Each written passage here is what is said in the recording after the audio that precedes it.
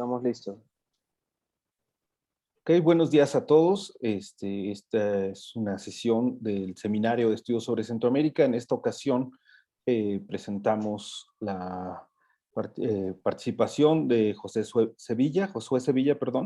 Él es docente del departamento, es licenciado en Historia y es docente del Departamento de Historia de la Universidad Nacional Autónoma de Honduras. Y en este caso nos va a presentar la ponencia Los movimientos revolucionarios hondureños de la década de 1980, guerrillas urbanas, doctrina de seguridad nacional y actores de la época. Bueno, sin más preámbulo, le damos la palabra a Josué. Josué, adelante, tienes el micrófono. Muy buenos días, ¿verdad? Un placer estar con ustedes una vez más.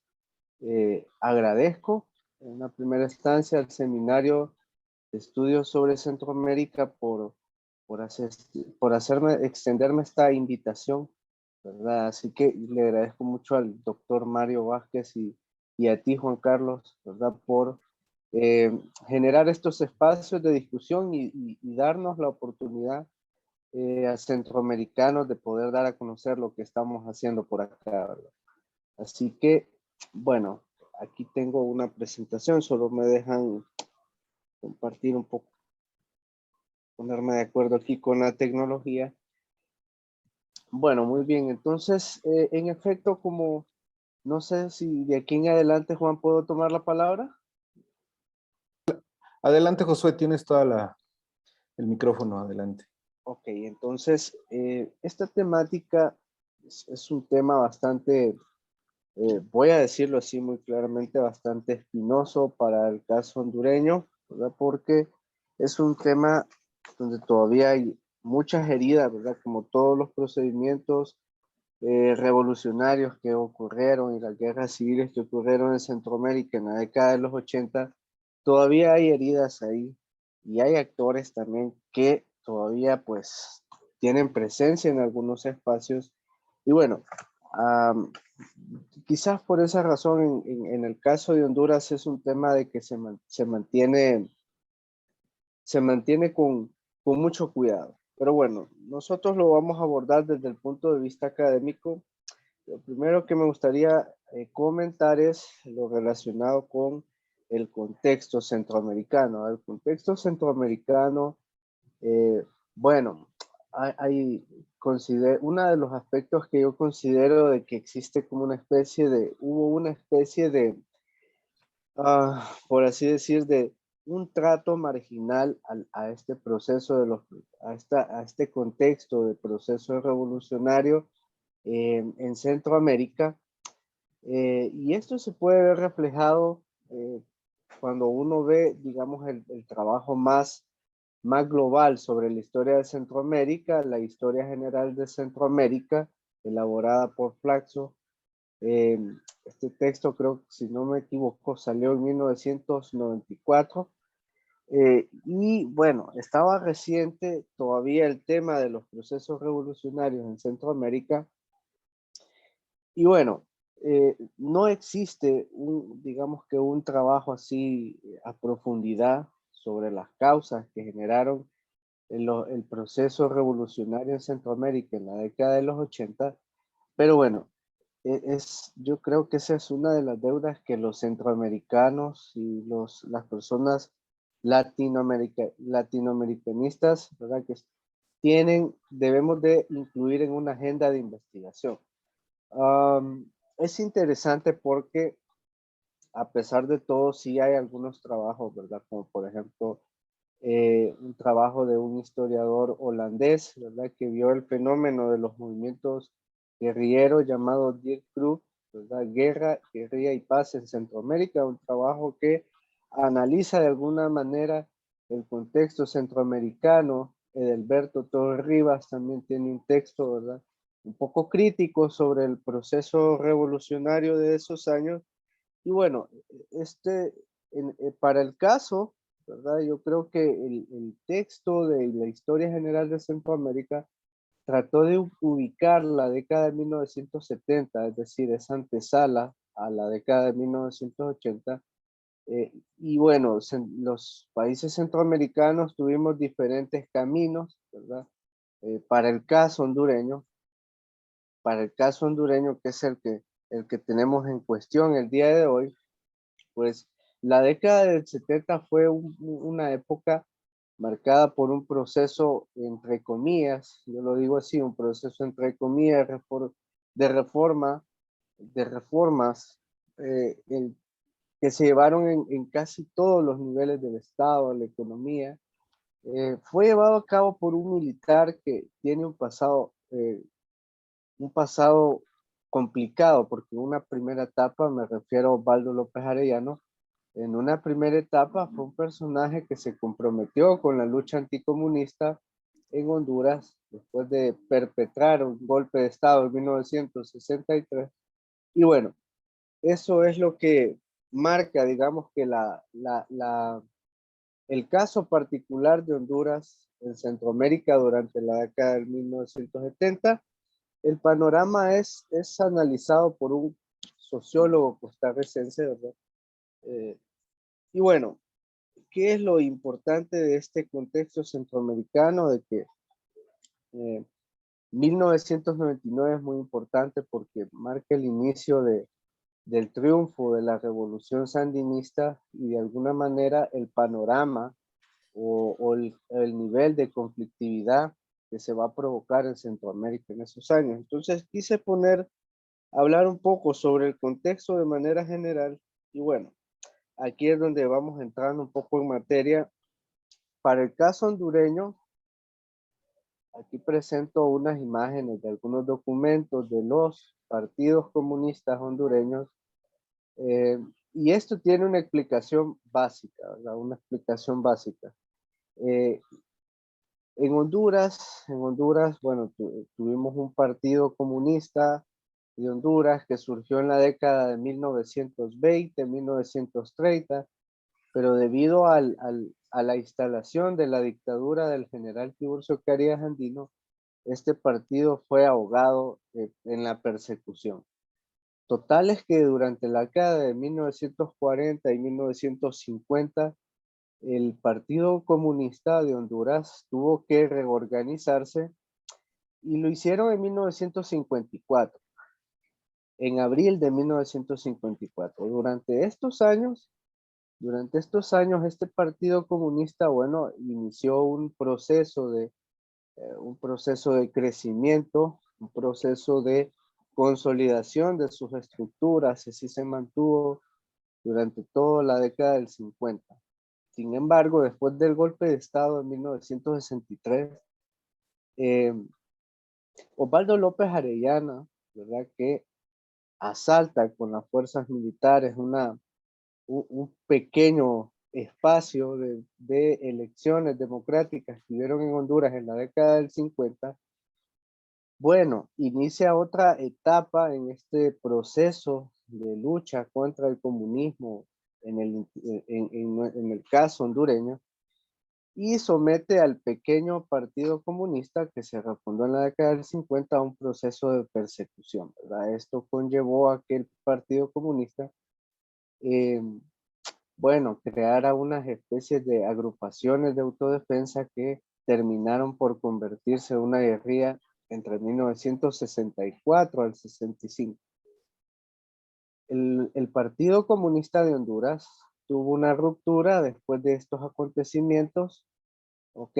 Y esto conllevó a que existieran entre 1967 a 1966 dos partidos comunistas de Honduras con el mismo nombre, ¿verdad? Esto es parte de, esto que les estoy expresando es parte de mi tesis, ¿verdad? De maestría, donde estoy estudiando la historia del comunismo en Honduras en el siglo XX. Y bueno, una de las partes, la parte que se escindió, ¿verdad? Después de los acontecimientos de la guerrilla del Jute, ¿verdad? Que fenecieron la mayor parte asesinados por las fuerzas militares. En 1965 esto provocó esta ruptura dentro del Partido Comunista Hondureño y la parte escindida terminó por adoptar el maoísmo, ¿verdad? A partir de 1971, ¿verdad? Ellos ya en sus documentos, por ejemplo aquí Aquí tenemos un documento importante de este partido escindido, denominado el famoso octavo comité ampliado, ¿verdad? Y en este documento, digamos, ya se expresan claramente que esa parte encendida asume el maoísmo como tal.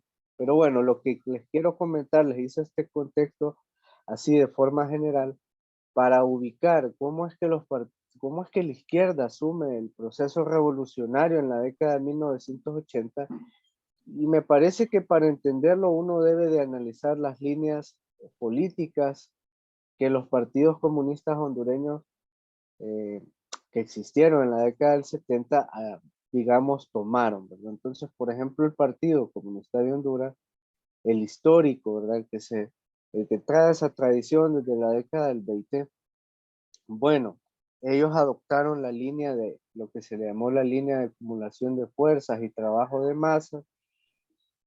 Y el Partido Comunista de Honduras hizo un esfuerzo durante toda la década del 70 por generar una base social, incrustarse dentro del movimiento social, y esa fue, digamos, que su quehacer durante casi toda la década del 70, ¿verdad?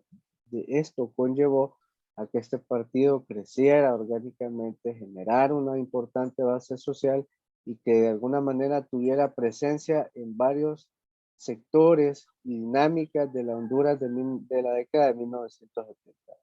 El otro partido, es decir, el partido que adoptó el maoísmo, ¿verdad? Como ideología, ¿verdad? Bueno, ellos adoptaron una línea política similar, con una variante, que ellos tomando de las ideas de Mao, de la lucha popular y la guerra prolongada, bueno, al menos a nivel de discurso, ellos mantuvieron la idea de de que en Honduras la única vía para generar un cambio social generalizado, bueno, lo era esta guerra popular prolongada, ¿verdad? Bueno, en ese sentido, los partidos comunistas hondureños en la década del 70 mantuvieron una línea netamente de trabajo de masa. A pesar de que el Partido Comunista marxista, leninista, ¿verdad? Es decir, los de tendencia pro-china, tuvieron en el discurso que la guerra popular era la única solución. Bueno, al final pues nunca se llevó a la práctica. Entonces, la década de 1980 generó de que con esto del triunfo de la revolución sandinista, generó dentro de las bases de los partidos comunistas, de ambos partidos comunistas, una especie de crítica hacia sus dirigencias y un cuestionamiento a esa línea de acumulación de fuerzas, ¿verdad? Que se mantuvo desde la década de 1970. Entonces, lo que ocurrió en esta etapa fue que existieran incisiones en ambos partidos, ¿verdad? Y se desarrollaran, vamos a ver, y se desarrollaran lo que son estos movimientos, ¿verdad? eh, Guerrilleros o estas organizaciones políticas militares, ¿ok? Que surgieron de la división de estos partidos comunistas. Por ejemplo, para el caso del Partido Comunista de Honduras, la incisión que se desarrolló al interno de este partido fue o estuvo representada por el Movimiento Popular de Liberación MPL Cinchonero, ¿verdad? Aquí tengo la imagen de uno de sus líderes, ¿verdad? Tomás Nativi Galvez con otro compañero llamado Fidel Martínez. Bueno, ellos tomaron la decisión después de la generación y discusión de un documento a lo interno del Partido Comunista, conocida como la cita de los comunistas, ¿verdad? Que posteriormente se conoció con el nombre de la línea de febrero. Bueno, ahí el Partido Comunista decidió de que iba a optar por una línea tanto política como militar para afrontar este contexto de este contexto después del triunfo de la revolución sandinista. Sin embargo, eh, varios militantes al interno del Partido Comunista no se sintieron identificados posiblemente con esta línea y decidieron desligarse totalmente del partido, ¿verdad?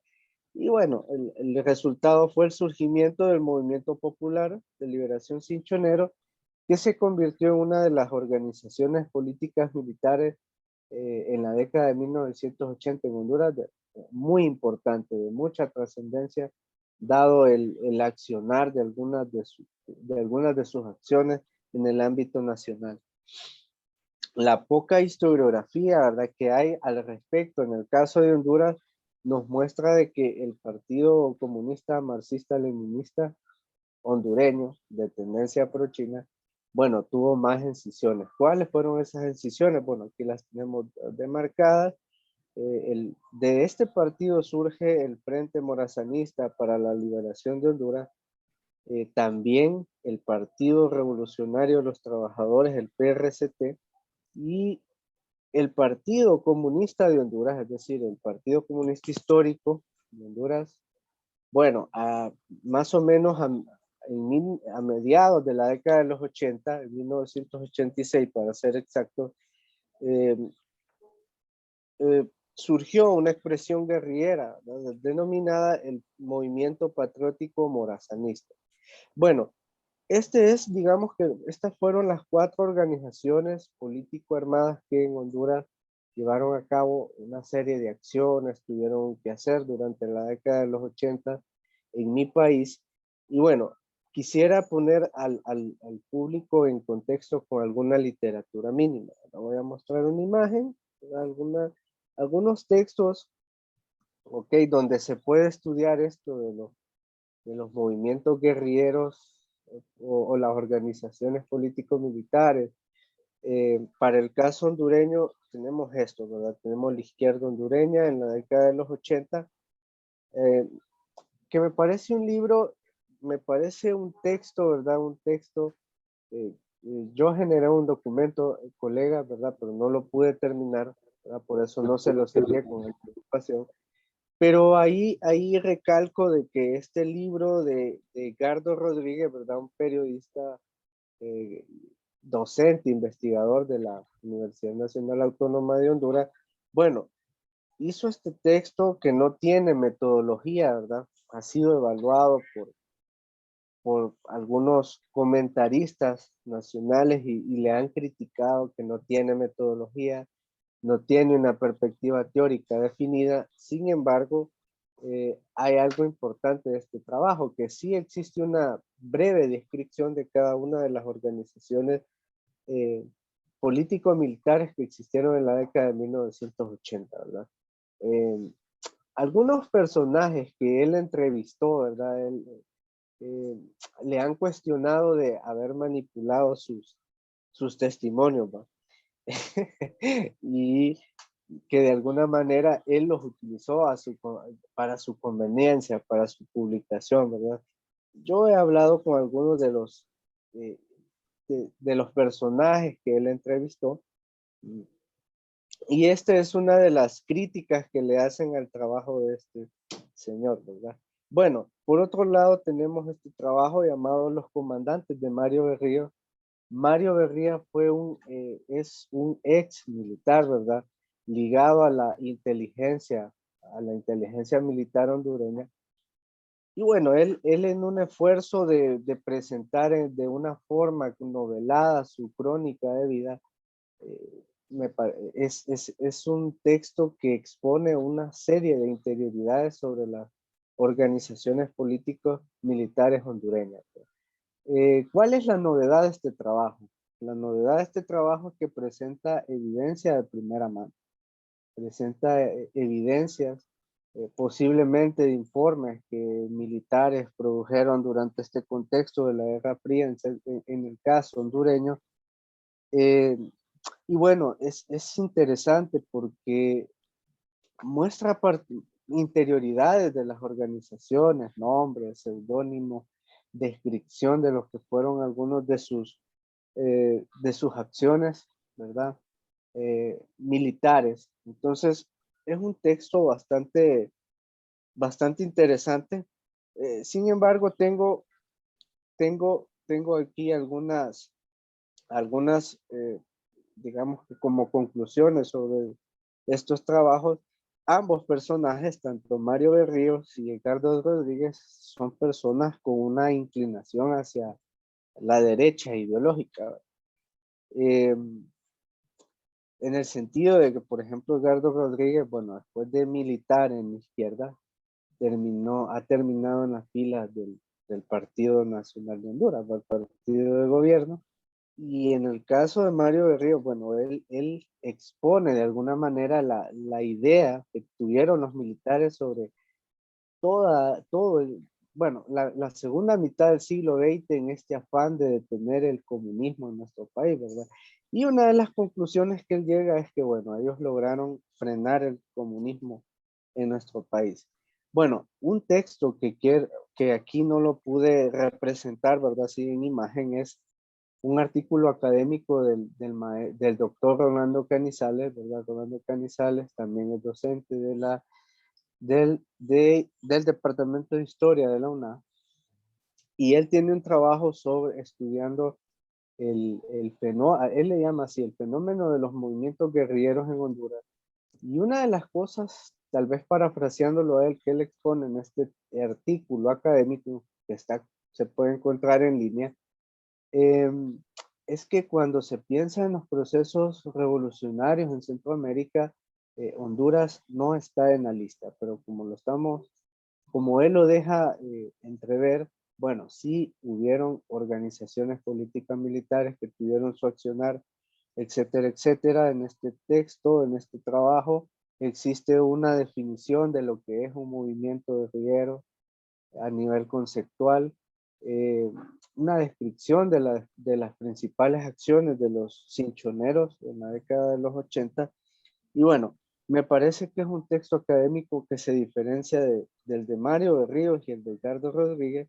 Y bueno, también el teniente, ¿verdad? Billy Joya, ¿verdad? Teniente acusado de estar involucrado en el desaparecimiento forzado de personas en la década de 1980, publicó en 2011 este trabajo llamado el informe PJ, así me acusaron, donde él arguye eh, y se defiende de las acusaciones, dice él, que le hicieron en su momento las organizaciones de derechos humanos en nuestro país. Entonces, para quienes estén interesados, yo recuerdo que cuando el doctor Mario me invitó a generar este espacio, bueno, me dijeron que nos pusiera en contexto. Entonces, más o menos diseñé mi presentación por aquí. Eh, un aspecto importante que me gustaría recalcar es que hubo una reacción, ¿verdad? Hubo una reacción, bueno, antes de que se me vaya a olvidar, um, otros trabajos importantes, ¿verdad? No quisiera abandonar digamos que esta parte de la discusión sin mencionar que, por ejemplo, aquí voy a recalcar algo que puso el licenciado Palacio, ¿verdad? El nombre es Frente Patriótico Morazanista y pido disculpas, ¿verdad? Y sí, en efecto, faltan las fuerzas populares revolucionarias Lorenzo Zelaya, ¿verdad? Em, que también fue parte de otra de las organizaciones político-militares de la década de los 80. ¿Verdad? De repente ahí, eh, cuando uno va diseñando las diapositivas, se le escapa algo. Muchas gracias. Pero no quisiera abandonar esta parte de la discusión sin mencionar que del Frente Patriótico Morazanista sí existe eh, hay fuentes primarias, ¿verdad? Eh, resguardadas de alguna manera por algunas personas en Honduras eh, que se pueden estudiar, ¿ok? Sin embargo, de la mayor parte de las organizaciones político-militares no existe, digamos que, evidencias así de archivos, documentos, donde se puedan estudiar a profundidad el quehacer de estas organizaciones. Intuyo yo de que esto lo hicieron por cuestiones de seguridad, ¿verdad? Y si existe algún archivo, bueno, debe estar muy bien resguardado. Entonces, otro aspecto que me gustaría destacar es que durante la poca discusión que hubo en nuestro país alrededor de este tema de los movimientos guerrilleros, quizás se puede, digamos que, am, canalizar a través de mucha información que existe, por ejemplo, en COFADE, ¿verdad? El Comité de Desaparecidos en Honduras. Ahí existe una literatura muy importante. Yo recuerdo que cuando estaba en mis tiempos de estudiante hice una exposición similar en una clase, ¿verdad? Y bueno, uno de los lugares donde pude consultar testimonios eh, y otro tipo de fuentes es en el centro de documentación que tiene COFADE en Tegucigalpa, ¿verdad? Se lo doy de punto de referencia para los amigos que de repente quieran estudiar más al fondo. También existen otros documentos, ¿verdad? Como por ejemplo la publicación de lo que aconteció a nivel de Estado, ¿verdad? A nivel institucional en Honduras tuvo que generar un informe, ¿verdad? Eh, y bueno, aquí aparecen también una serie de particularidades que se dieron en la década de 1980, ¿verdad? Creo, no recuerdo el nombre con exactitud, ¿verdad? Tal vez algunos de mis colegas hondureños que están ahí, que están aquí, me recuerdan del nombre, pero sí hay un documento llamado, creo que así fueron los hechos, donde el Estado da un informe de pormenor de lo que ocurrió con personajes ligados a la izquierda, ligados al movimiento social, eh, con este proceso de desaparecimiento forzado que se genera en Honduras. Evidentemente, el surgimiento de las organizaciones político-militares para el caso hondureño generó una reacción de los diferentes actores en el caso hondureño. Y bueno, eh, por un lado, yo creo que tenemos como actor a la Embajada de Estados Unidos, ¿verdad? Eh, que a través de todo ese peso, ¿verdad? Todo ese peso económico y militar, ¿verdad? Aquí me corrigen una vez más los colegas, ¿verdad? El PRCT sí lo mencioné, ¿verdad? Solo para aclarar. Bueno, entonces, eh, desde entre 1982 y 83, Estados Unidos para combatir, digamos, eh, a, la, a todo este espectro de movimientos revolucionarios en Centroamérica, bueno, ellos, ellos crearon dos bases militares. Está la base del CREN, ¿verdad? Um, el Centro Regional de Entrenamiento Militar, ¿verdad? Centroamérica. Por ejemplo, el historiador Di Cruz menciona de que ahí se entrenaron algunos ejércitos, algunas unidades contrainsurgentes, ¿verdad? De militares en el salvadoreño. Bueno, eh, un aspecto, ¿verdad? Importante es que se crean dos bases militares para el caso hondureño, la del CREN y la base Molina Chocano, conocida aquí en el ambiente hondureño como la base de Palmerola, ¿verdad?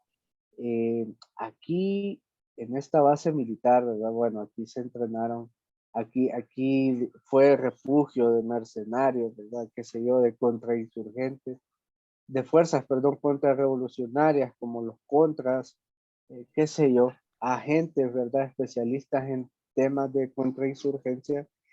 eh, y me parece que Estados Unidos se constituye como un actor que generó una reacción en el caso hondureño. Bueno, también hubieron organizaciones político-militares, ¿verdad? Como por ejemplo la famosa APRO, ¿verdad? Formada por este señor que tenemos aquí en la esquina, Osvaldo Ramos Soto, ¿verdad? Un personaje que fue rector de la Universidad Nacional Autónoma de Honduras en la década de los 80 y que lideró la conformación de la APRO, ¿verdad? Que fue una organización, digamos, legal, eh, donde convergieron políticos, empresarios, religiosos, hondureños, ¿verdad?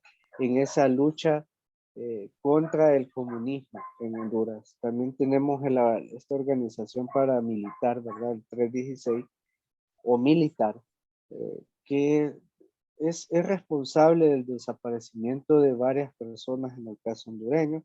Y bueno, tenemos también otras unidades como la DNI y la FUSET, que en ese tiempo se dedicaron al seguimiento, al seguimiento, a la investigación de líderes sociales en Honduras. No quisiera abandonar digamos que la discusión de este apartado, sin mencionar de que dentro de los actores, Honduras ha sido un país eh, comprometido con el anticomunismo desde la década de 1920. 1930 se dieron, digamos que la base. Yo en mi tesis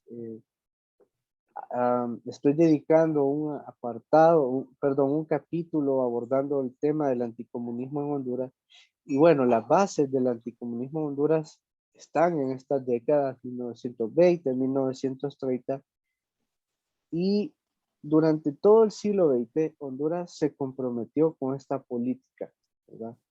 Eh, en este espectro, ¿verdad? De la década de 1980, aparece un nuevo actor, ¿verdad? Religioso, que son las iglesias evangélicas, ¿verdad? Las iglesias evangélicas, históricamente el papel, ¿verdad? De cuestionar las ideologías de izquierda en el ámbito religioso estuvo a cargo de la Iglesia Católica, pero una variante en Honduras es que en la década de 1980 la Iglesia evangélica aparece como el principal actor del anticomunismo en Honduras. No es que no es que la Iglesia Católica se desligó totalmente de este tema, pero la iglesia evangélica en estos años se potencializó. ¿No? Bueno, um, paso al siguiente, a algo también que metí dentro de la agenda, y es hablar de la doctrina de seguridad nacional, ¿verdad? Yo creo que en el caso hondureño, uno de los, digamos, investigadores que ha estudiado este tema es la socióloga Leticia Salomón, ¿verdad? Que también ha estudiado el fenómeno del militarismo en nuestro país. Y ella en un trabajo, en un pequeño texto, ¿verdad? Elaborado por el Centro de Documentación CEDO, ¿verdad? Habla sobre cómo se concibió la doctrina de seguridad nacional para el caso hondureño, ¿verdad? En el ámbito militar, ¿verdad? En el ámbito militar, por ejemplo, tanto un escritor hondureño llamado Matías Funes, que tiene un trabajo llamado Los Deliberantes, mantiene la idea de que aquí se generó a nivel militar una guerra de baja intensidad, ¿verdad? Que es un tipo de guerra no generalizada, es decir, no de forma abierta, que se utilizó en Vietnam, ¿verdad? En la misma dirección escribe este historiador holandés, Dirk Cruz. Y bueno, Leticia Salomón, ella analizando esta cuestión de de la doctrina de seguridad nacional, bueno, ella plantea de que este tipo de idea, ¿verdad? Tenía algunas justificaciones, ¿verdad? Y dentro de las justificaciones es que se habla de patologías sociales, ¿verdad? Y bueno, ¿quiénes representaban estas patologías sociales? Bueno, aquellas personas que se oponían al sistema, y de alguna manera este fue el aspecto ideológico de la Guerra Fría en la década de 1980, considero en el caso de Honduras y Centroamérica la aplicación de esta idea de doctrina de seguridad nacional. Um, es interesante porque en el caso hondureño, bueno, muchas personas, ¿verdad?, que padecieron la persecución, la tortura, el seguimiento, etcétera, etcétera, bueno, fueron, digamos que, encuadrados bajo esta concepción ideológica. Y un comentario más acerca de esta doctrina de seguridad nacional, aquí pido disculpas por la nomenclatura, sería DCN, ¿verdad? Doctrina de Seguridad Nacional. Um, para Mario Berrío, ¿verdad? Un personaje que habla desde adentro de las Fuerzas Armadas, históricamente o en el imaginario colectivo, en el caso de Honduras, se cree que esta estrategia ideológica y militar puesta en marcha en Centroamérica y Honduras, o en el caso hondureño particularmente, fue diseñada por Álvarez Martínez y otros militares involucrados de repente en, en, en el caso hondureño, pero él arguye de que fue en el gobierno de Juan Alberto Melgar Castro, ¿verdad? Un personaje que derrocó, ¿verdad? A Osvaldo López Arellano, otro colega militar, eh, fue el que realmente diseñó la estrategia de la doctrina de seguridad nacional en el caso hondureño, que tuvo una repercusión planificada y bien diseñada en la década de 1980 para el caso hondureño. Bueno, voy a hacer un breve comentario público sobre lo que tiene que ver con las formas de lucha y el enfrentamiento que tuvieron las organizaciones militares con los militares y otros actores, ¿verdad? Entonces, dentro de las formas de lucha que emplearon, digamos que las organizaciones políticas militares, tenemos las recuperaciones. Las recuperaciones fueron digamos que eran especie de asaltos a instituciones privadas que este tipo de organizaciones llevaba a cabo con el fin de autogestionarse, ¿verdad? Ellos no le llamaban asaltos, sino que recuperaciones, ¿verdad? Y bueno, esta fue una tendencia, digamos, de casi la mayor parte de las organizaciones político-militares, ¿verdad? Eh, en generar este tipo de formas, ¿verdad? De formas y expresiones de su lucha, ¿verdad? Dentro de su concepción, esta fue, digamos, que una forma de lucha. También mantuvieron la cuestión del trabajo político de masa, ¿verdad? La mayor parte de estas organizaciones tuvieron esta dinámica.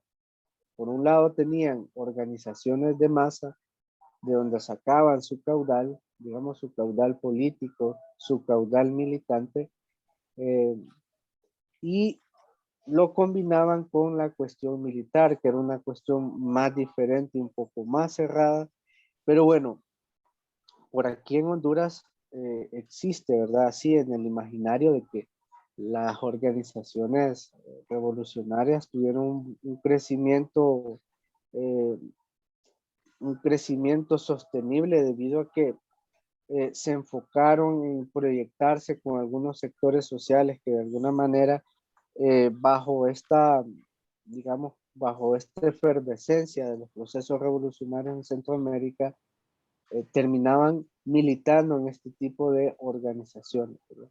Otro aspecto eh, o formas de lucha que emplearon este tipo de organizaciones fueron el secuestro de personajes, ¿verdad? Aquí hay varios casos importantes de ambas organizaciones, ¿verdad? Eh, Entre ellas tenemos, por ejemplo, el secuestro de varios personajes en la Cámara de Comercio, en la Cámara de Comercio de Cortés, ¿verdad? En el departamento de Cortés, en la ciudad de San Pedro Sula, por parte del Movimiento de Liberación Cinchonero, el secuestro de un avión de Sasa, ¿verdad? Y bueno, cada una de las organizaciones político-militares, bueno, ahí tiene, digamos que uh, en su historial, digamos que eh, varios episodios relacionados con secuestro de personas o de recuperaciones, como ellos lo llamaban, ¿verdad? Bueno, entonces, más o menos otra de las formas, digamos que las organizaciones político-militares se caracterizaron fue también por generar eh, espacios de discusión, ¿verdad? Por ejemplo, tengo entendido de que las fuerzas Lorenzo Zelaya, las fuerzas populares revolucionarias Lorenzo Zelaya, tuvieron, ¿cómo se llama? Una revista publicada en el exterior del país, eh, no sé si fue en México exactamente, y también tenían buenas relaciones, ¿verdad? Internacionales, eh, que lo llegaron a financiar algunos de ellos, ¿verdad? Llegaron a financiar alguna de estas organizaciones político-militares. Bueno, de mi parte más o menos voy digamos, concluyendo. No sé si el público va a tener eh, preguntas, ¿verdad? Yo tenía la intención de dejar un buen espacio, ¿verdad? Porque como me mencionaba el doctor Mario, bueno, el ambiente hondureño es un ambiente desconocido, ¿verdad? Quisiera generar una especie de reflexiones así como generales y esas reflexiones tienen que ver, ¿verdad? Eh, con algunos aspectos políticos, ¿verdad? Algunos aspectos importantes, ¿verdad? Como por ejemplo, eh, digamos que la guerra fría en el caso de Honduras provocó el aniquilamiento, digamos, de mucha gente, ¿verdad? Mucha gente valiosa. Y hay algunas cosas que, por ejemplo, yo las comentaba con un par de colegas, si realmente el surgimiento de estas organizaciones para el caso hondureño estuvo justificado. Eh, Dirk Cruz alega o alude de que mm, en el caso salvadoreño, guatemalteco y nicaragüense, pues los niveles de conflictividad y violencia fueron bastante extremos en estos países. Sin embargo, cuando uno analiza digamos que la dinámica hondureña durante la década del 70, el nivel de conflictividad no fue tan extremo. Entonces, con algunos colegas, ¿verdad? Antes de hacer esta discusión, teníamos ese debate. ¿Fue justificable el surgimiento de este tipo de organizaciones para el caso hondureño? Bueno, eso sería, digamos, que un punto a reflexionar a nivel académico, ¿verdad? A nivel de reflexión. Y eh, al final eh, hubieron algunos momentos de bastante conflictividad en el caso hondureño, ¿verdad? Que conllevaron digamos que al desaparecimiento de una gran cantidad de militantes, ¿verdad? No precisamente de las organizaciones político-militares, en algunas ocasiones pertenecientes al movimiento de masa, ¿verdad?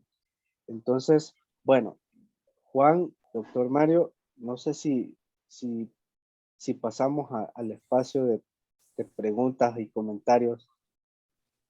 Sí, muchísimas gracias, Josué, por tu exposición. Eh, bueno, en este momento pues dejamos la... Si quieres, puedes quitar Sí, tu cómo no, presentación en un para que solo momento, podamos verla. Este, seguro. dejamos abierto la sesión de preguntas. ¿Alguien en este momento que quiera tomar la palabra? Sí. Si me permiten, Adelante, en Mario. lo que se van, en lo que se van animando, una primera intervención. Muchas gracias, Josué, por tu exposición. Es detallada y además nos muestra que hay muchísima información eh, más que donde habría que escarbar en cada uno de estos elementos que has mencionado, pero nos sitúa afortunadamente en una visión general. Un elemento que quisiera preguntarte y que creo que es importante de señalar es estas organizaciones o algunas de estas organizaciones tuvieron estrecha vinculación con la guerrilla salvadoreña particularmente. Tengo esa idea. Um, es algo que no has mencionado y a lo mejor tienes información.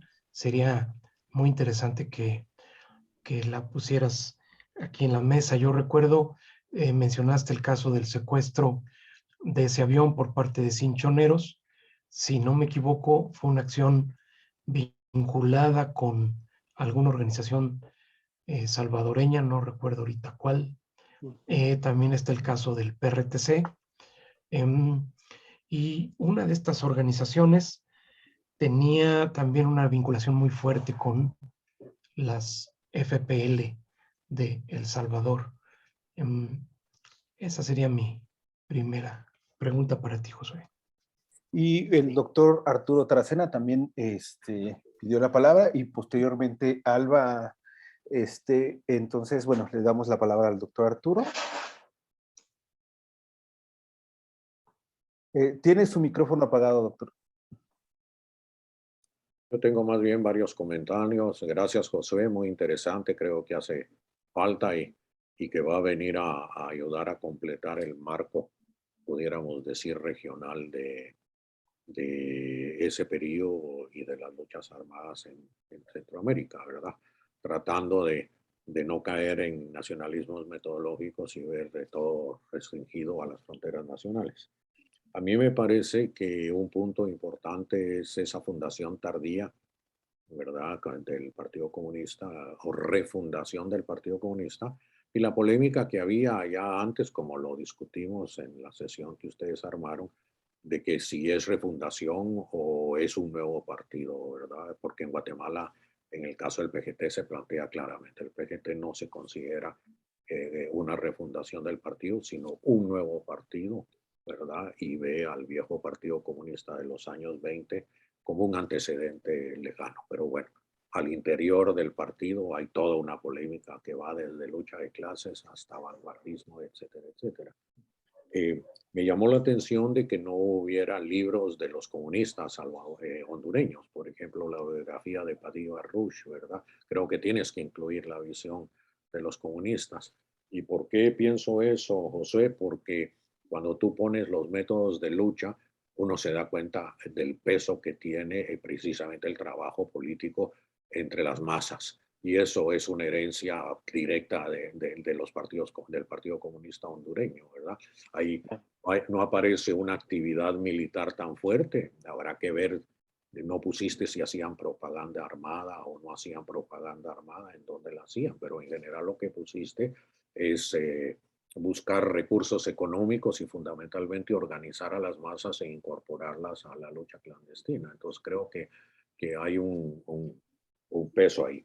También me parece que en el caso de Honduras, por supuesto, para marcar la diferencia con El Salvador o con Guatemala, con Nicaragua, está el hecho de que el golpe de Estado del 73 de los militares, del 64, perdón, fue profundamente reformista y eso marcó muchísimo a Honduras, ¿verdad? Su reformismo y su ligamen con los movimientos campesinos, etcétera. Es decir, fue mucho más hábil, pudiéramos decir, en los años 70 el golpe hondureño que el golpe guatemalteco, por decirlo de alguna manera. Sí. Y en ello, pues todo el reformismo que López Arellano, sobre el que se va a sentar posteriormente los apesados. No dejaría de lado tratar de ver el impacto nacionalista que causó en Honduras concretamente la guerra con El Salvador del 69, ¿verdad? Y el hecho de que los partidos comunistas de ambos países defendieron a sus ejércitos en mayoría. Entonces, claro, en El Salvador pronto hubo como una reacción encabezada por Carpio, ¿verdad? Cayetano Carpio, pero en Honduras no parece, habría que ver, habría que investigar si parte de las decisiones es una reacción a ese plegarse del Partido Comunista al nacionalismo hondureño. También te recomendaría que busques si hay antecedentes de los hondureños participando en estos hechos, de los hondureños que apoyaron en la intentona nicaragüense del Chaparral en julio del 59, ¿verdad? Porque sí se sabe de los guatemaltecos, se sabe de los cubanos, pero el caso de los hondureños está muy, y no sería nada raro que hubiera una génesis, es decir, de que muchos de los que participaron apoyando a los nicaragüenses, entre ellos, por ejemplo, Fonseca Amador consideraba que era el inicio fundador del FSLN, su participación en esa gesta, ¿verdad? Entonces habría que rastrear si no personajes hondureños que tomaron ese apoyo no siguieron después en esta línea, no conozco. Yo he tratado de conseguir los ejemplares del diario El Día, precisamente de julio a agosto del 59, donde están las listas de los muertos y de los heridos Claro. Cubanos y guatemaltecos, pero no he podido porque está cerrada la biblioteca y es imposible de alguna manera. Me imagino que ustedes tendrán más posibilidades. Esa sería, bueno, lo del PRTC, que es un partido que tiene ligámenes también con Guatemala, ¿verdad? Importantes con Guatemala. Y ahora recientemente algunos testimonios, ¿verdad? De esa colaboración del PRTC. Déjame buscar porque conforme ibas hablando, valdría la pena, bueno, la implementación de la doctrina de seguridad nacional pues tiene una matriz, es la de Estados Unidos, ¿verdad? Igual que la contrainsurgencia. Y después cada ejército le va dando sus matices particulares, ¿verdad? Unos con un abordaje mucho más elaborado que en otros países, pero habría que ver el intercambio de Condeca, que es algo que nunca trabajamos los centroamericanos, cómo Condeca sirvió de puente, ¿verdad? No solo ístmico, sino con América del Sur y con Estados Unidos. Entonces, eso sería interesante retomarlo. Déjame ver, yo creo que por ahí me voy quedando. Muchas gracias, muy, muy interesante, ¿verdad? Y hay que seguir en ese camino, José. Nada más, gracias. Gracias. Bueno, a continuación sería Alba, le damos la palabra a Alba y para que nos dé una respuesta a Josué y posteriormente la siguiente ronda la iniciaríamos con Leonel.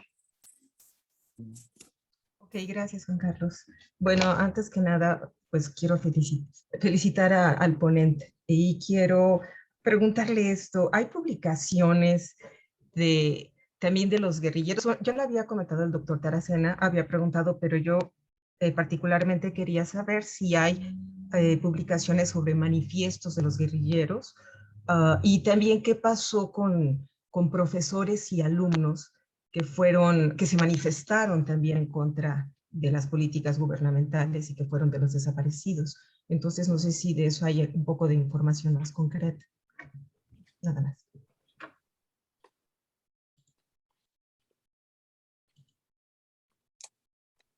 Perfecto, Josué. No, si quieres, tienes el micrófono para responder y seguimos, como decía, con Leonel. Perfecto. Bueno, muy interesantes las preguntas, ¿verdad? Inicio con las que me planteó el doctor Mario. Si existió un vínculo con las organizaciones salvadoreñas. De hecho, doctor, y el público, ¿verdad? Existe en el imaginario, es decir, no a nivel muy concreto, ¿verdad? De que sí, las organizaciones político-militares sí tuvieron una relación con los salvadoreños muy estrecha, ¿verdad? Y en alguna manera, se tiene la idea de que estas organizaciones influenciaron e influyeron para el surgimiento para la creación de estas organizaciones político-militares, en el caso hondureño. En el caso cuando se crea esta línea de febrero, dentro de la agenda se tenía el apoyo a los movimientos revolucionarios de Centroamérica, ¿verdad? Que surgieron en Centroamérica, y el Partido Comunista de alguna manera se comprometió en generar un apoyo, ¿verdad? En generar un apoyo. No sé si en este vaivén es que van surgiendo este tipo de relaciones entre cierta parte de la militancia del PCH, que de alguna manera qué sé yo, se vio apabullado por la efervescencia de los movimientos guerrilleros en Centroamérica, pero sí, ya cuando existieron como organizaciones, como lo mencionaba el doctor Mario, cuando se dio el secuestro del avión de Sasa fue para pedir el rescate de un guerrillero salvadoreño, no recuerdo el nombre, y al final de los acuerdos de este acontecimiento, sí, se tuvo que liberar a estos guerrilleros salvadoreños en ese canje en este canje de las negociaciones de este acontecimiento, ¿verdad? Bueno, entonces, la conclusión sería de que sí existieron, digamos que hubo una relación con los salvadoreños, hubo un compromiso, considero que casi todas las organizaciones político-militares también, no solo con el proceso salvadoreño, sino que con el proceso nicaragüense, con el proceso también guatemalteco. Por ahí más o menos, otro comentario, sí, en efecto, no mencioné, por ejemplo, lo que le ocurrió al PRCT, ¿verdad? Que también me lo remarcó el doctor Mario. El PRCT, que es una de las organizaciones que se formó con más anticipación, diría yo, cuando uno ve las fechas de fundaciones de las organizaciones político-militares de forma comparativa, fue la que se fundó con más anterioridad, 1977. Es decir, no había ocurrido el triunfo de la revolución sandinista. Y bueno, ellos tuvieron una incursión desde Nicaragua. Hubo una gran discusión entre la izquierda en torno a la entrada de esta columna guerrillera.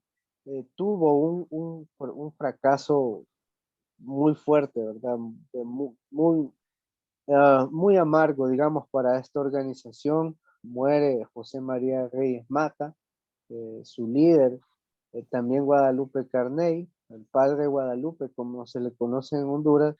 Pero me gustaría mencionar algunas cosas. El libro de los comandantes es muy específico cuando relata cómo se desarrollaron algunas acciones eh, que llevaban a cabo este tipo de organizaciones, ¿verdad? Entonces, quien quiera conocer y profundizar, yo traté de hacer algo bastante general, ¿verdad? Así que pido disculpas si no entré en detalles, pero sí, aquí en este texto yo creo que de repente podemos hacer un intercambio de este tipo de literatura, ¿verdad? Para quienes quieran conocer más sobre el tema. Sobre lo que mencionaba el doctor Arturo Taracena, sí incluyo, doctor, de repente que no me he dado muy bien a entender, la temporalidad que yo estoy estudiando de los de los partidos comunistas hondureños es 1954 al 79, ¿verdad? Y sí, yo sé que existe una gran discusión en torno a la refundación o la continuidad del Partido Comunista de Honduras, ¿verdad? Si usted recuerda en el espacio que generamos la vez pasada, bueno, está la idea también de que el Partido Comunista que surgió en la década de 1920 sí tuvo una continuidad, eh, incluso durante el periodo duro de Carías, ¿ok? Y que se va a refundar en 1954, pero bajo una idea de continuidad. Bueno, las fuentes, y esto lo discutía yo con algunos colegas hondureños, las fuentes me muestran de que más parece de que hubo una reorganización de los comunistas en la década del 40 y que culminó en 1954. Sí tomo en efecto los testimonios de Rigoberto Padilla. De repente podemos tener una conversación, ¿verdad? Con el doctor Arturo Taracena, ¿verdad? Para más o menos mostrarse los avances de mi trabajo. Y bueno, la compañera Alba, si no me equivoco, creo que me preguntaba si existen manifiestos de los guerrilleros, de profesores, docentes, qué sé yo. En el caso hondureño es bien complicado. La mayor parte de literatura, manifiestos que produjeron este tipo de organizaciones, no tenemos. Es muy escasa, ¿verdad? Y si existe, posiblemente a estar en archivos privados, ¿verdad? Eh, Aunque la mayor parte de militantes de izquierda tienen una tendencia, y la tendencia fue que debido a la persecución y el seguimiento, qué sé yo, cuestiones de seguridad, no almacenaron ni guardaron documentación, ¿verdad? Por ahí dejo mi respuesta. Muchísimas gracias, Josué. Por ahora le damos la palabra a Leonel.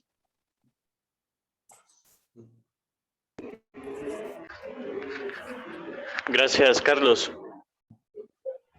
Un abrazo. ¿Se escucha? ¿Se escucha? Sí, Sí. sí. Bueno, un abrazo morazánico para todas y todos aquí desde Cuscatlán, desde El Salvador. Gracias por la invitación, muy interesante. Me parece que Honduras, pues para nosotros compartimos las mismas identidades. Somos para El Salvador el país geoestratégicamente más en calle, resistiendo con esa efervescencia, y nos sentimos como muy motivados, pues, justamente que en Honduras se iba a consolidar nuevamente algo, un sujeto político popular.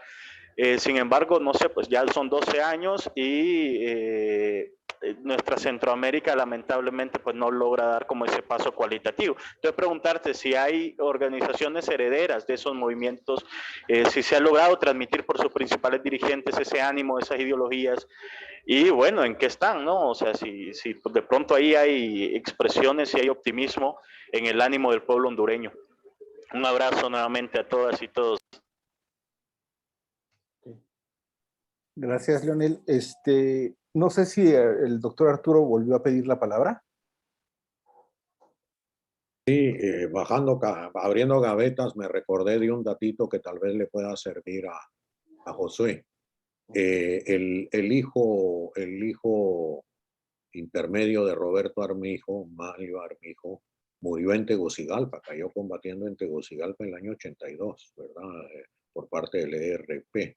Entonces creo que se le puede abrir una puerta importante consultando con compañeros. Bueno, está vivo Rabinadrat, el hijo mayor, el hermano mayor, Ana Guadalupe. Habría que consultar y eso podría darle ya una mayor base a las relaciones del Salvador con, ¿cómo se llama? Con Honduras en ese sentido, ¿verdad? Ahora me recordé que Manlio, pues bueno, le dedicó muchas páginas al hijo caído, que tenía 21 años cuando lo abatieron, ¿verdad? Nada más. Gracias, doctor. En este momento, ¿alguien más quisiera hacer otra pregunta para pasar a otra ronda? Bueno, entonces, Josué, si quieres tomar la palabra, por favor. ¿Cómo no? Voy contestando, ¿verdad? Sí, por ejemplo, el doctor Arturo Taracena también me habló del caso del Chaparral. Creo que es un tema de que en Honduras no se ha estudiado, ¿verdad? No se ha estudiado a profundidad. Eh, por ahí hay algunos colegas hondureños que hablan, ¿verdad? De que fue en Honduras donde se desarrolló donde va a nacer, donde va a surgir el movimiento sandinista, ¿verdad? Esta segunda expresión del movimiento sandinista nicaragüense, pero no se, no se ha escrito nada al respecto, ¿verdad? No se ha escrito nada al respecto. Sí se menciona así, desde el punto de vista académico, por Mario Posas, en un trabajo que tiene con Rafael del Cid, ¿verdad? Y a nivel así de literatura, bueno, vuelvo a mencionar a Mario Berríos. Mario Berríos ahí tiene también una descripción de cómo se desarrolló esta cuestión del caso del Chaparral. Ok, sobre estas relaciones Honduras, El Salvador, de los movimientos guerrilleros, ya que se une con la pregunta que me hizo el amigo, el colega Leonel. Sí, en efecto, la izquierda tiene presencia todavía en Honduras, todavía tiene una presencia y yo creo que casi todas las expresiones de izquierda tienen un quehacer, ¿verdad? Un quehacer dentro del movimiento social hondureño, eh, pero hay una cuestión, ¿verdad? Hay una cuestión que siempre digamos, distorsionado una lucha unificada. Yo creo que esto ocurrió en toda Centroamérica, en diferentes niveles, pero para el caso hondureño la cuestión del sectarismo ha sido bien marcada, ¿verdad? Ha sido muy marcada y esto ha provocado, ¿verdad?, de que no, la izquierda nunca haya tenido un proceso eh, unido, Sí tuvo acercamientos, incluso en la década de los 80 se creó un espacio para participar a nivel electoral, donde todas las organizaciones de izquierda iban a converger. Al final el proyecto fracasó, ¿verdad? No tuvo digamos que un impacto positivo y bueno, me consultaba Leonel, si existe una especie de continuidad o hay organizaciones herederas. Yo creo que no, fíjate, así concretamente no. Para el caso hondureño, lo que sí hay es que muchas de estas personas que estuvieron ligadas a este tipo de organizaciones eh, no han abandonado su quehacer, pero lo hacen más a título personal, ¿verdad? Y si existieran o si hubieran personas que sí están haciendo algo bueno, lo han de hacer a nivel muy...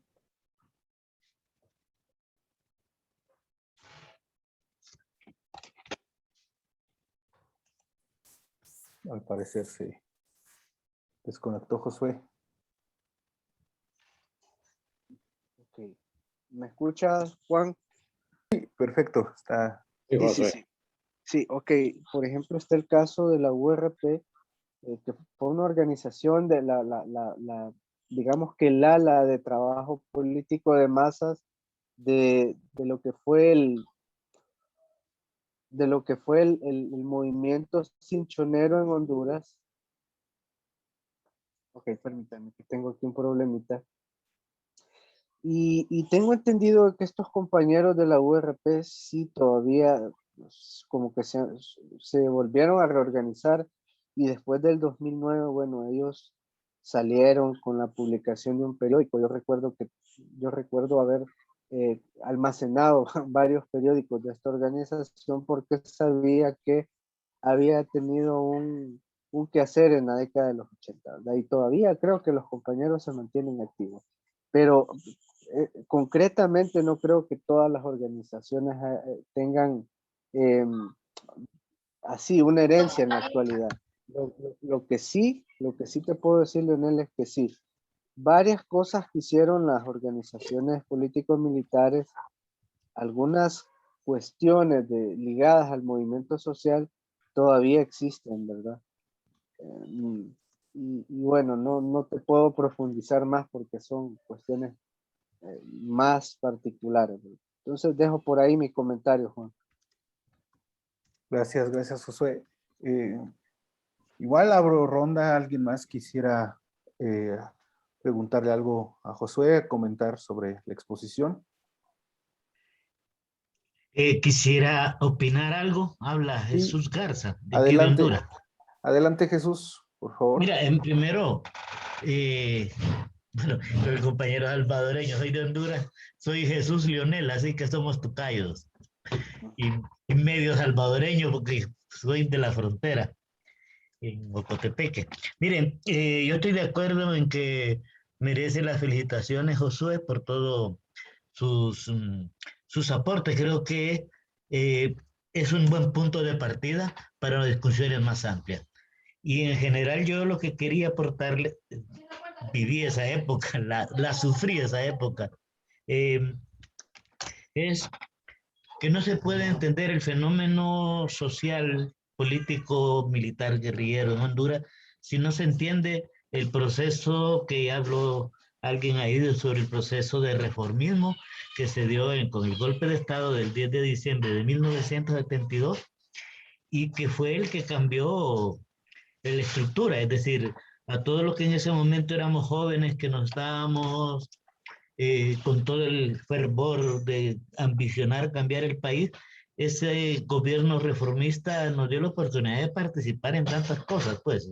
Eh, fue el momento en que se empezó una campaña de alfabetización, fue el momento que se aseguraron los bosques, fue el momento en que se crearon, se hizo reforma agraria. Duró muy poco, pero como sea, le arrebató banderas a los movimientos populares. el movimiento campesino, que era muy fuerte, de repente se encontró con que había una ley de reforma agraria y con que había un mecanismo legal para reclamar la tierra y que después se lo arrebataron, de acuerdo, pero que no miraba la necesidad de irse a la guerra, por ejemplo, o a exigirlo militarmente, y conquistas que ya estaban plasmadas en la ley con las reformas del 72 al 75, porque pues duró 3, 4 años de proceso, y después todo para atrás. Segundo, tampoco se puede explicar el fenómeno si no se entiende la desarticulación de los movimientos populares revolucionarios de los 80, sin entender que la doctrina de la seguridad nacional en Honduras se aplicó muy selectivamente. Es decir, el ejército, el G2, los órganos represivos militares, de los que formaba parte Berríos y otros, y el otro escritor que mencionó el compañero, fueron dirigidos exclusivamente a ciertas personas, a ciertos liderazgos que sabían que eran los que movían. Es decir, no habían las condiciones sociales, económicas de los otros países de centroamericanos de frente a las conquistas sociales, como la presión que sí ejercía en El Salvador, Guatemala y el mismo Nicaragua. Luego, a nivel de las organizaciones, los partidos comunistas concretamente, la línea de febrero del Partido Comunista de Honduras era muy, muy clara. Lo que se leía en aquellos momentos, lo que suponíamos que leíamos bien en aquel momento, era que la historia estaba marcando que primero era Nicaragua, después El Salvador, después Guatemala y después era Honduras. Entonces había todo un posicionamiento desde los 75, 76, de que nuestra principal función revolucionaria en aquel momento era contribuir y consolidar los movimientos de Centroamérica. No éramos capaces en aquel momento de entender cómo iba a reaccionar el imperialismo y cómo iba a manejar las situaciones, hasta de colocarnos como una base común, o como decíamos nosotros, un portaaviones para la contrainsurgencia en Centroamérica. Entonces, de hecho, muchos compañeros y compañeras fuimos comprometidos con la revolución nicaragüense, luego muchos compañeros con los salvadoreños, muchos de los trabajos revolucionarios de Occidente estaban orientados al apoyo a Guatemala, con que todavía mantenemos mucha relación y mucha vinculación. Entonces, como que el esfuerzo revolucionario hondureño, consciente o inconscientemente, acertado, ¿no? Lo fuimos condicionando a lo que fuera pasando en el resto de Centroamérica, creyendo que nuestra misión histórica en aquel momento era consolidar los movimientos revolucionarios centroamericanos, quizás bajo un principio morazanista, que todos éramos iguales y que las naciones iban a caer forzosamente, o como decía Fidel en el mensaje de la primera revolución sandinista, el primer aniversario, que este era 5 volcanes en erupción constante y que íbamos. Pero sí, cuando hubieron algunas acciones, sobre todo el 82, 83 y 84, hubieron muchas acciones a nivel nacional. Sí te recuerdo, Josué, que efectivamente en la literatura oficial del Frente Sandinista, Sandinista, el Frente se fundó en Tegucigalpa en 1961, ¿no? Y ha habido siempre una congruencia en todos los movimientos, incluso intercambio de relaciones y de cuadros en todos a nivel centroamericano. Desde Juan Pablo Ranray con el Partido Comunista Salvadoreño en 1932 y con Guatemala, hasta con el Frente Sandinista y el Partido Socialista Nicaragüense.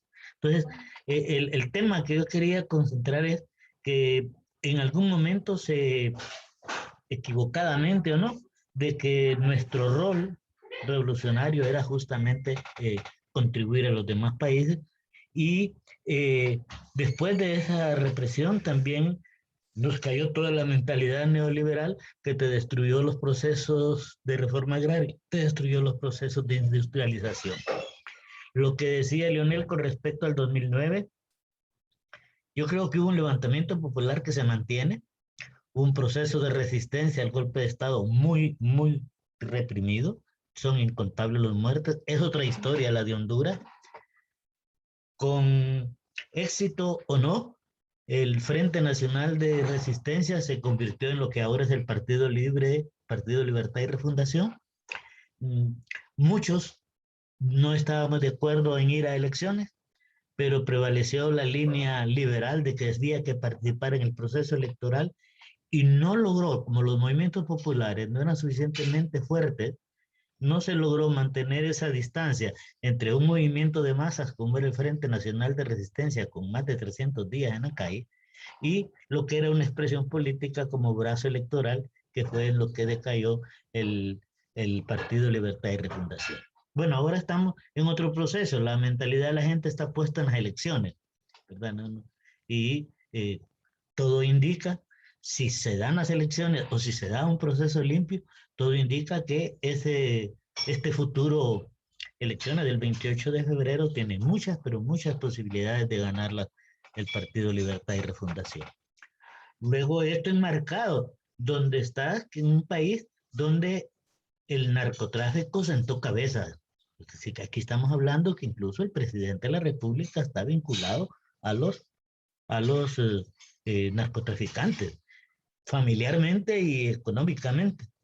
Justamente me reí anoche porque salieron unas declaraciones de políticos de derecha diciendo que está en la campaña ahorita de que el movimiento del Libre o el movimiento del Frente Nacional de Resistencia recibió apoyo de Venezuela.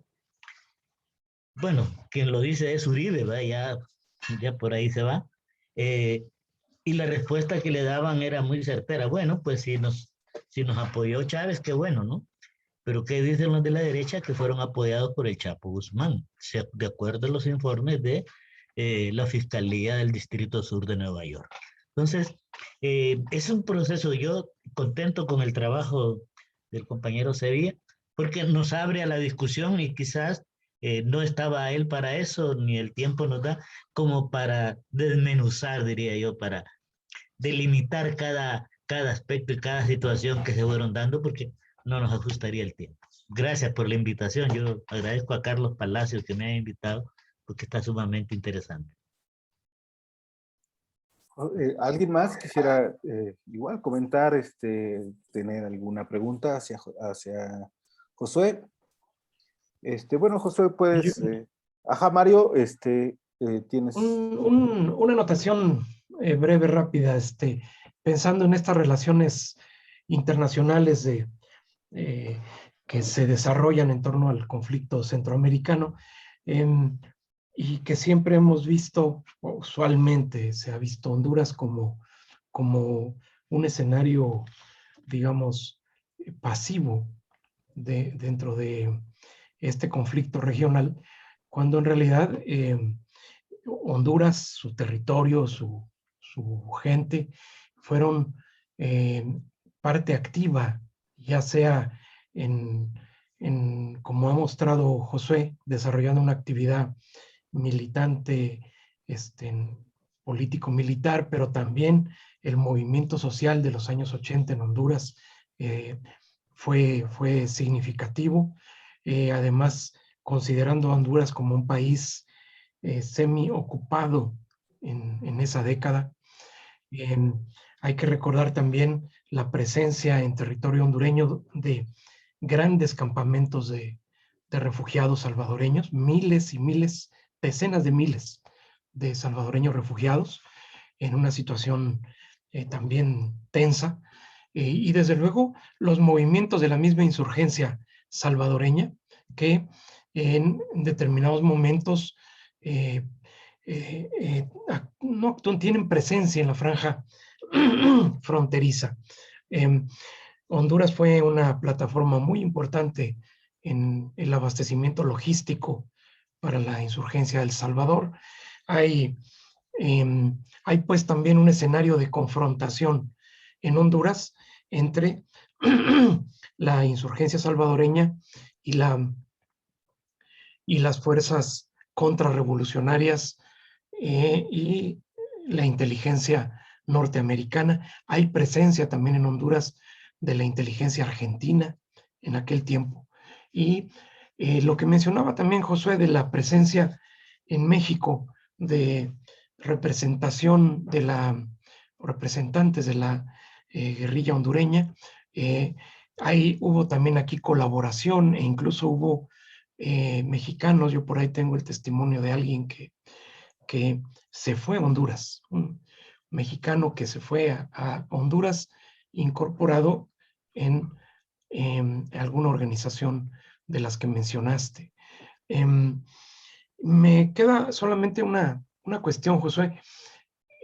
Nos hablas de, recuerdo como unas 6 organizaciones que mencionaste, y me pregunto por esa dispersión tan grande.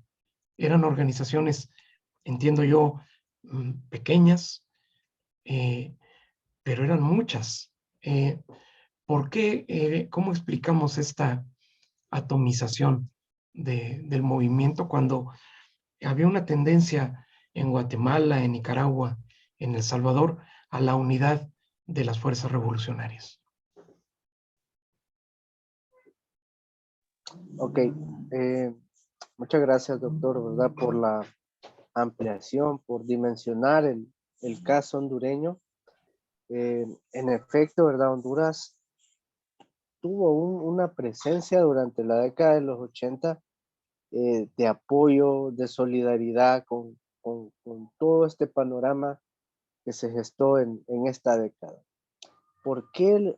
¿Cómo explicar esa atomización? Como dice el doctor Mario, es bien complicado, ¿verdad? Porque una vez más vuelvo a recalcar ese papel sectario que de alguna manera caracteriza a la izquierda hondureña. La izquierda hondureña, incluso en la actualidad, considero que no han superado esas divisiones históricas que surgieron en la década del 60, que se ampliaron en la década del 70 y que en la década de los 80 tampoco se pudieron poner de acuerdo las izquierdas o las diferentes expresiones de izquierda hondureñas, ya sea a nivel de los partidos comunistas o de estas organizaciones político-militares. Incluso en algún momento se llegaron a extremos de luchas, yo diría, incoherentes, ¿verdad? A veces reflejadas en la proyección que tenían estas organizaciones para captar en los movimientos sociales. Estas rivalidades se transmutaron en peleas, en movimientos estudiantiles, por ejemplo, tanto a nivel de secundaria, universidad, y en el campo así netamente político, pues costó de que la izquierda lograra unificar criterios, ¿verdad? Yo por ahí más o menos, doctor Mario, dejaría, digamos que mi comentario de las razones por las cuales no pudieron unificar. Sí existió en algún momento 2 instancias donde se quiso converger a la izquierda, pero las mismas terminaron en nada, ¿verdad? Sí. Sí, gracias, Josué. Gracias, José. Pues bueno, no sé si alguien más tiene algún comentario extra. Ya llevamos aquí ya más de hora y media con Josué. Pues en primer lugar agradezco la participación de Josué en el seminario, en esta sesión. Agradezco la presencia de todos y sus comentarios. Sobre todo esperamos que también esto le ayuden mucho a Josué en la continuación de su investigación, y que también pues esperemos que pronto también nos circule algunos resultados de la misma. Pues como decíamos al principio, para los que no estaban presentes, la próxima sesión del seminario en noviembre va a estar la presencia de Miguel Regueira, Regueira, perdón, se me fue el apellido, de la Universidad de Costa de Rica. la Universidad de Costa Rica, quien nos va a hablar sobre el tema de radionoticias del continente, ¿no? Una investigación que ha desarrollado por varios años. Y bueno, para diciembre les tendremos noticias pronto, esperando que también cerremos el año de este 2020, 2021, perdón, ¿no? Ya nos quedamos con lo de la pandemia, todos revueltos, pero bueno, este año cerramos con broche de oro y para iniciar también el siguiente año con todo, estamos ahí con pláticas con algunos investigadores como Verónica Oiquión y entre otros, ¿no? Mario, pues no sé si Juan quieras... Carlos, un comentario de esto que mencionas. Aprovechando la presencia de compañeros y colegas de Honduras en particular, nos interesaría mucho contar para el calendario de actividades del próximo año con exposiciones sobre temas relativos a este país, que es tan importante, desde luego, en el escenario. Honduras está en el corazón de Centroamérica y que, como hemos comentado, aquí en México conocemos poco de la realidad y de la historia reciente de Honduras. Entonces, pues ahí una exhortación a estrechar un vínculo con ustedes. Bueno, Sí, pues muchas gracias. Sí, pues estamos abiertos, ¿no? Aquí tiene nuestro contacto, ya saben, está la página de Facebook, Seminario de Estudios sobre Centroamérica, ¿no? Como tal, o Seminario de Estudios sobre Centroamérica, CIALC. Así también tenemos la página, el canal de YouTube, donde hay algunas sesiones que se han hecho anteriormente, ¿no? Están ahí para su disposición, así como el coloquio que se realizó el año pasado y del que esperemos que el próximo año haya una nueva edición. Tenemos también ahí pláticas con gente de Argentina, ¿no? Para realizar el segundo coloquio referente al seminario.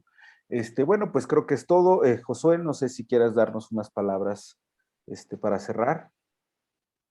no, agradecer al doctor Mario y a ti, Juan, por permitirnos, ¿verdad?, dar a conocer lo que nosotros estamos aquí dialogando, discutiendo, reflexionando, y estoy seguro de que van a haber muchos colegas hondureños que se van a querer sumar a este tipo de espacios que genera el Seminario de Estudios sobre Centroamérica. Un abrazo, ¿verdad?, de Honduras, y muchas gracias una vez más. Pues bueno, pues Saludos. muchísimas gracias.